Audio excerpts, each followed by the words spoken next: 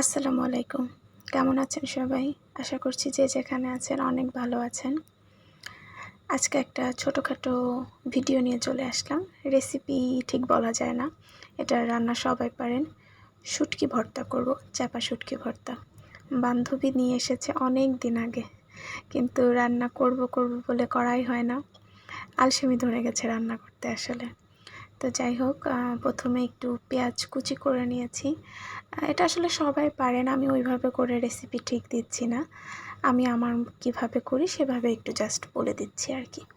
পেঁয়াজ কুচিটা একটু হালকা লবণ দিয়ে ভেজে নিচ্ছি, হালকা বাদামি করে। এই যে দেখেন, আমি কিন্তু কড়াই পুড়িয়ে ফেলেছি, কারণ আমি দিয়ে কি যেন করতে গেছিলাম আর এসে দেখি পেঁয়াজ পুড়ে গেছে। এটা আমার হবেই, আমার মনে হয় আপনাদের সাথেও হয়।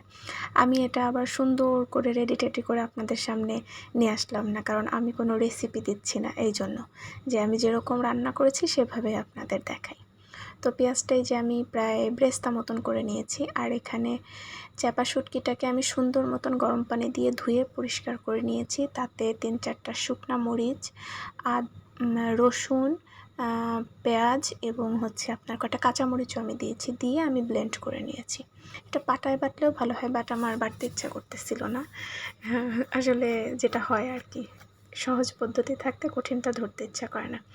আর এখানে মরিচ গুঁড়া, জিরা গুঁড়া, ধনিয়া গুঁড়া আর লবণ একটু আর হলুদ গুঁড়া সাথে একটু পানি দিয়ে আমি হালকা একটু পেস্ট করে রেখে দিয়েছিলাম। এটা আমি মাঝে মধ্যে করি, সরাসরি গুঁড়া পাউডারটা না দিয়ে হালকা পানি দিয়ে মেখে আপনি রান্নার শুরুতে রেখে দিলেন, এই 10-15 মিনিট, আধা ঘন্টা, যতটুকুন সময় একটু রেস্টে থাকলো। এতে আমার মনে হয় একটু বাটা মশলার ফিল আসে। তো এই তো সব কিছু দিয়ে এখন জাস্ট কষতে হবে, মিডিয়াম লো হিটে রেখে বারবার কষে নিয়েই ভর্তা রেডি হয়ে যাবে। স্বাদ মতন লবণও একটু চেক করে নেবেন যে লবণ ঠিক হয়েছে কিনা। আসলে এইটার ভর্তার এই যে মেন ব্যাপারটা এটা একটু সময় নিয়ে বারবার নেড়ে চেড়ে এবং বারবার নাড়তে হবে। কিন্তু আমার মতন ওই যে দিয়ে রেখে অন্যদিকে চলে যাবেন না। ওই যে পেঁয়াজ ভাজতে যে আমি যেরকম কড়াই পুড়িয়ে ফেলেছি সেরকম হয়ে গেছে। কাছ থেকে তো একটু দেখে নিলেন কীরকম হয়েছে।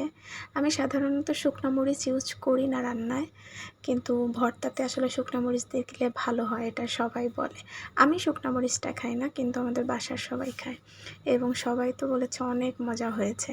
মানে আমি জাস্ট একবার খেয়েছি, আমি আর পাইনি। আমার ছবি তোলার জন্যও টাইম দিচ্ছিল না যে আমি একটু সুন্দর ডেকোরেশন করে ছবি তুলবো।